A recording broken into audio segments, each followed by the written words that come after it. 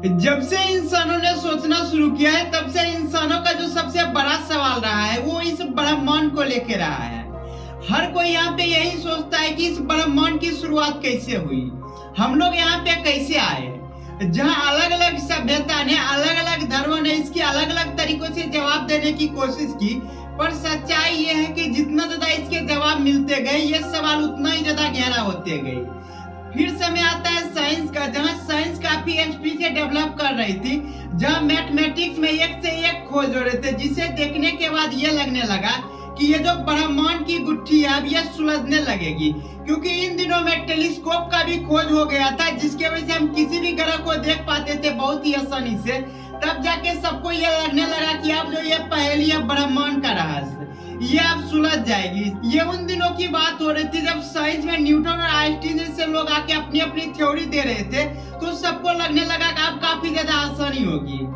समय था 1915 का, जब आइंस्टीन ने पहली बार आके सबको ये बताया कि सभी जगह का समय एक नहीं होता। यहाँ पे जो पहला उनका थ्योरी आया था वो आया था थ्योरी ऑफ रिलेटिविटी। वो ये बताए थे कि जो समय होता है और ग्रेविटी होता है दोनों अलग अलग चीजें नहीं होती, दोनों एक दूसरे से लिंक होते हैं। जहाँ पे ग्रेविटी काफी तेज हो जाती है, यानी ग्रेविटी का वैल्यू हाई हो जाती है, वहाँ पे समय काफी ज्यादा धीरे हो जाती है। और अगर ग्रेविटी को इनफाइनाइट कर देंगे तो वहाँ पे टाइम फ्रीज हो जाती है, यानी समय वहाँ पे जीरो हो जाती है।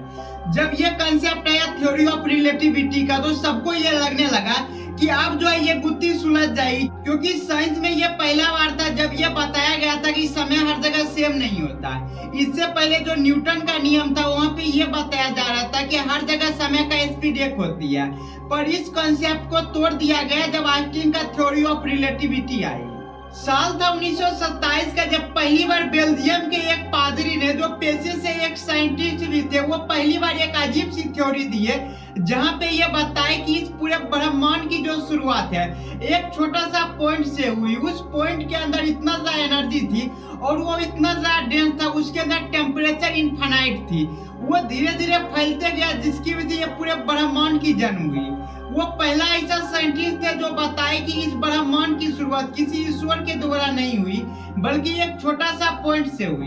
पर दुनिया ने इसे सीरियसली नहीं लिया। लेकिन फिर समय आई 1929 का, जब पहली बार एडविन हबल ने ये नोटिस किया कि हमारे जो पास के जितने भी गैलेक्सी है वो धीरे धीरे हमसे दूर जा रही है। इसका मतलब ये होते जा रही है कि हमारा जो स्पेस है वो धीरे धीरे फैलते जा रही है। तो ये पहली बार वो समय था जहां जॉर्ज लेमेटी के द्वारा जो थ्योरी दी गई थी स्पेस को लेके कि एक डेंस पॉइंट से धीरे धीरे ये ब्रह्मांड फैलते जा रहा है, लोगों ने इसको सीरियसली लेना शुरू किया और फिर जाके इसको मैथमेटिकल इक्वेशन में डाले गए। फिर ये नोटिस किया गया कि जो ब्रह्मांड से लाइट आ रही है, जो करोड़ों लाइट ईयर दूर से आ रही है, वो देखा गया कि वो धीरे धीरे रेड की ओर शिफ्ट हो रही है, जिसे हम रेड शिफ्ट कहते हैं। तो यहाँ पे दो लाइट को लिया गया, उसके बीच के समय के अंतर को निकाला गया और देखा गया कि कितने समय में ये कितने ज्यादा फैल रही है, क्योंकि जो लाइट का स्पेक्ट्रम होती है उसको जब अच्छे से विश्लेषण किया गया तो ये हमें पता लगने लगा कि कौन सी लाइट कितने दूरी से आ रही है। इससे हमें ये पता चलने लगी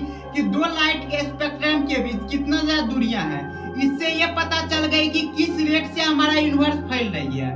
जैसे ये इक्वेशन में इसको डाला गया तो इसको बैक रिट्रेस करके ये पता लगाया गया कि कहाँ पे ये चीज जीरो होती है। और ये पहली बार वो समय था जब इक्वेशन में डालने के बाद हमें ये पता चलने लगा कि समय था आज से 13.8 बिलियन ईयर पहले की, जब पहली बार ये जो हमारा यूनिवर्स शुरुआत हुआ था वो एक डेंस पॉइंट पे थी, जहाँ पे समय जीरो था, ग्रेविटी इनफाइनाइट थी और उसका टेम्परेचर भी इनफाइनाइट थी।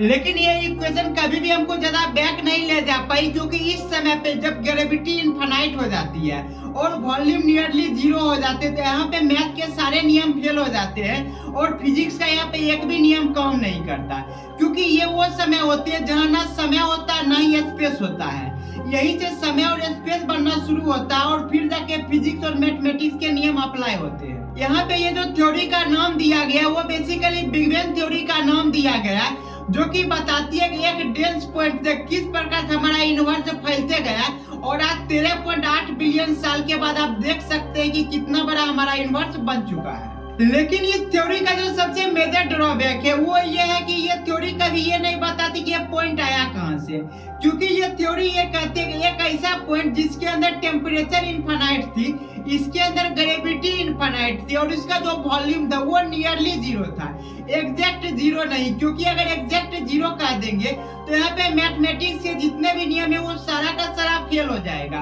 और यहाँ पे फिजिक्स काम नहीं करेगी, जिसकी वजह से ये कहना मजबूरी हो गया कि इस यूनिवर्स की जो शुरुआत है एक डेंस पॉइंट से हुई है और उसका वॉल्यूम जीरो नहीं था।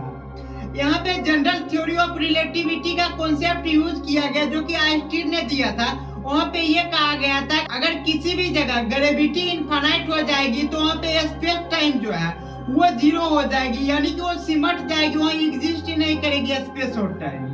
यानी कि जैसे बिग बैंग का स्टार्ट हुआ यानी एक डेंस पॉइंट से ये सारा कुछ फैलना शुरू किया, तभी जाके स्पेस बनना शुरू हुआ और टाइम का क्रिएशन हुआ। आज तो आप ये देख रहे हैं हमारा जो गैलेक्सी हम जो आसमान देखते हैं सारा कुछ देखते हैं, ये एक समय पे कुछ भी नहीं था, यानी कि सिर्फ एक पॉइंट में एग्जिस्ट कर रहा था।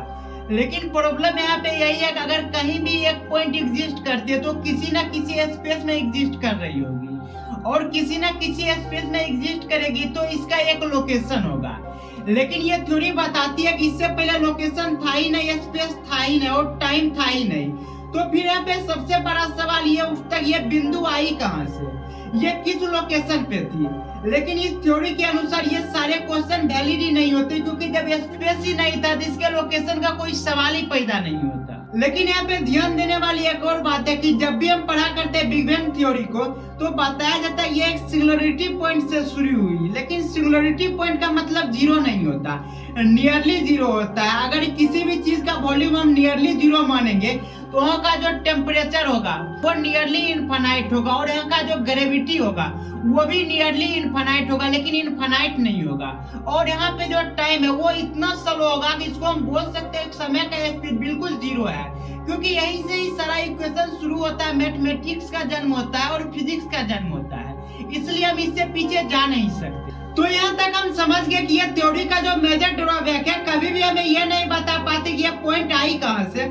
और अगर आई कहीं से भी पॉइंट तो ये कहाँ पर एग्जिस्ट कर रही थी, क्योंकि उस समय न टाइम था न स्पेस था। और एक और दूसरा चीज यहाँ पे देखने वाली बात यह है कि जब भी इस थ्योरी को पढ़ा करते हैं तो हमें पता चलता है 13.8 बिलियन ईयर्स पहले ये कहानी शुरू हुई थी ब्रह्मांड के बनने की। लेकिन आज देख रहे हैं कि ब्रह्मांड कितना फैल गए। इससे पहले हम इसलिए भी नहीं जा सकते कि इससे पहले जो समय था वो फ्रीज हो चुका था, यानी समय का स्पीड जीरो था। अगर समय का स्पीड जीरो कर देंगे और इनफाइनाइट ग्रेविटी कर देंगे तो यहाँ पे इसका मतलब ये हो गया कि उससे पहले कोई चीज एग्जिस्ट ही नहीं करती थी, जिसके वजह से हम कभी भी इसके पीछे जा नहीं सकते। लेकिन सबसे बड़ा सवाल अब ये आता है कि जिस ऑब्जर्वेशन के बेसिस पे इस बिग बैंग थ्योरी को दिया गया,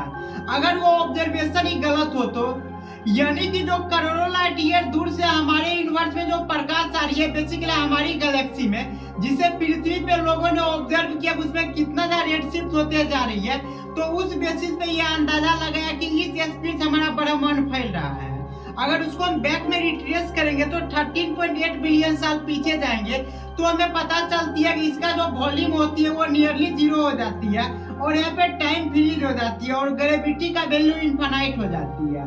पर अगर क्या होगा, मैं अगर ये कहूँ कि ये जो ऑब्जर्वेशन किया गया था ये सिर्फ एक पीरियड ऑफ टाइम का ऑब्जर्वेशन हो सकता है। जैसे कि हम लोग साइन वेव को देखते हैं, अगर 0 डिग्री से लेकर 90 डिग्री के बीच कभी भी ऑब्जर्व करेंगे तो हमें ये पता चलता है कि ये राइजिंग फेज में है। सेम ऐसा ही केस अगर हमारे यूनिवर्स के साथ हो रही होगी तो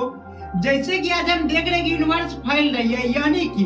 आज ये यूनिवर्स राइजिंग फेज में है। हो सकता है कि बिलियंस ऑफ ईयर के बाद हमारा जो यूनिवर्स है वो धीरे धीरे डिक्लाइन फेज में आएगी, यानी कि आज जो यूनिवर्स फैल रही है वो धीरे धीरे यूनिवर्स घटने लगेगी। फिर अगर उस समय कोई ऑब्जर्व करेगा तो वो ये बताएगा उस ऑब्जर्वेशन से कि हमारा जो यूनिवर्स है वो धीरे धीरे घट रही है, और अगर इसका रेट निकालेंगे तो पता चलेगा इतना बिलियन ईयर्स के बाद ये एक पॉइंट तक जाएगी। फिर हम उस टाइम ये कहेंगे कि ये बिग बैंग नहीं बल्कि एक बिग क्रंच है। यानी कि जो ऑब्जर्वेशन के बेसिस पे ये बताया गया कि हमारा यूनिवर्स फैल रहा है, यानी पीछे के टाइम में 0 से शुरू हुआ होगा। पर अगर यहाँ पे ये ऑसिलेशन के फेज में हो तो जैसे कि हम लोग साइन वेव को देखते हैं कि पहले ऊपर जाती है फिर नीचे आती है और फिर इसी प्रकार से कंटिन्यू चलते जाती है। हो सकता है कि हमारा जो यूनिवर्स है कुछ इसी पैटर्न में चल रही हो। पहले क्या कर रही होगी कि अपने सारे एनर्जी को रिलीज करते हुए अपने वॉल्यूम को बढ़ाती है, यानी कि हमारा स्पेस फैलते जाता है। लेकिन फिर एक समय ऐसा आएगा कि आज जो हम ऑब्जर्व कर रहे हैं कि हमारा यूनिवर्स फैल रही है, ये अपना एनर्जी रिलीज कर रही है स्पेस और टाइम के फॉर्म में। हो सकता है एक समय ऐसा आएगा कि अपना लगभग एनर्जी को रिलीज कर चुकी होगी, यानी जो यहाँ पे एनर्जी रिलीज हो जाएगी तो इसका जो एनर्जी है वो धीरे धीरे मास में बदलती जाएगी, जो हमें आइंस्टीन के इक्वेशन से भी पता चलती है कि किस प्रकार से कोई सा एनर्जी को मास में बदल सकते हैं और मास को एनर्जी में बदल सकते हैं। तो उस इक्वेशन को हम यूज करके यहाँ पे ये समझ सकते हैं कि धीरे धीरे जो यूनिवर्स अपना एनर्जी जब रिलीज कर देगी तो इसका जो मैक्सिमम एनर्जी है वो धीरे धीरे जो ग्रेविटी में बदल जाएगी, यानी कि इसका जो एनर्जी है वो धीरे धीरे मास में बदलने लगेगी। और जैसे ही सारा कुछ धीरे धीरे मास में बदलने लगेगी तो अब ग्रेविटी का वैल्यू बढ़ने लगेगी। जैसे ही ग्रेविटी का वैल्यू बढ़ने लगेगी तो जितने भी गैलेक्सी को देखते हैं दूर जा रही है, धीरे धीरे पास आने लगेगी, क्योंकि ग्रेविटी बढ़ते जा रही है। और एक समय ऐसा आएगा कि ये 0 पॉइंट पे नहीं जाके, यानी वो डेंस पॉइंट पे नहीं जाके, इसके बीच में इतना सा इसके पास एनर्जी हो जाएगी कि ये फिर से एक्सपेंड करना शुरू कर देगा और ये जो प्रोसेस है रिपीट में चलते रहेगी, यानी कि साइक्लिक हो जाएगी। तो हमारा जो ऑब्जर्वेशन के बेसिस पे बिग बैंग थ्योरी आई थी, पता चलेगा कि ये बिग बैंग थ्योरी नहीं होके ये जो है ब्रीथिंग की तरह काम कर रही है। जैसे कि ये धीरे धीरे बढ़ती है और फिर धीरे धीरे घटती है और फिर बढ़ती है, यानी कि एक साइकिल में चलती रहती है, जैसे कि ऑसिलेशन काम करता है, जैसे कि साइन वेव काम करता है। तो यहाँ पे आप देख सकते हैं कि जिस ऑब्जर्वेशन के बेसिस पे ये थ्योरी दी गई, अगर वो ऑब्जर्वेशन सिर्फ एक पीरियड ऑफ टाइम हुआ तो यानी कि जो ये बिग बैंग थ्योरी दी गई है पूरी तरह से गलत हो जाएगी। यहाँ पे जो थ्योरी शुरू होगी वो साइक्लिक थ्योरी शुरू होगी। तो यहाँ तक हम ये समझे कि ये जो ऑब्जर्वेशन और बेसिस पे ये थ्योरी को दी गई है, अगर ये ऑब्जर्वेशन सिर्फ एक पीरियड ऑफ टाइम के लिए होगा तो ये जो हम कैलकुलेशन करके 0 तक पहुंचे तो वो पूरा कैलकुलेशन ही गलत हो जाएगा और यहाँ से जो थ्योरी शुरू होगी वो बेसिकली साइक्लिक थ्योरी शुरू होगी। तो हम अगले वीडियो में ये समझेंगे कि कुछ वैज्ञानिकों का ये कहना है कि ये यूनिवर्स कभी भी 0 तक नहीं जाती, बल्कि ये एक साइकिल में काम करते हैं, यानी कि ये यूनिवर्स हमेशा से थी। पहले ये अपने एनर्जी को रिलीज करके मास में कन्वर्ट करती है, फिर मास में कन्वर्ट होने के बाद उस मास से ये अपने आप में एनर्जी को कन्वर्ट करती है, यानी कि ये साइकिल के प्रोसेस में चलते रहती है। तो हम अगले वीडियो में ये समझेंगे कि साइक्लिक थ्योरी क्या कहती है, क्या वो पूरी तरह से सही है या फिर उसमें भी कुछ कमी है।